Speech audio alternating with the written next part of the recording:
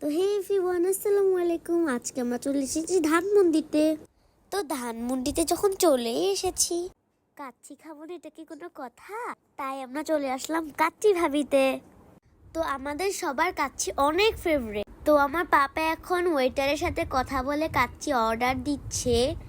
তো আমি ওয়েট করছিলাম কখন কাচ্চি আসবে আর আমি কখন খাবো। যেহেতু কাচ্চি ভাবি রেস্টুরেন্টের কাচ্চি অনেক মজা, তাই আমরা চলে এসলাম কাচ্চি ভাবিতে।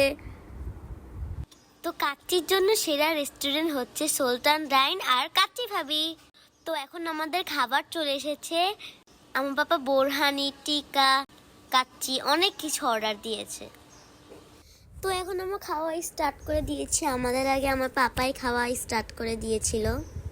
তা আম্মু এখন পাপাকে জিজ্ঞেস করতেছে কাচ্চিটা কেমন লাগতেছে। তো পাপা খেয়ে বলতেছে খুব ইয়াম্মি।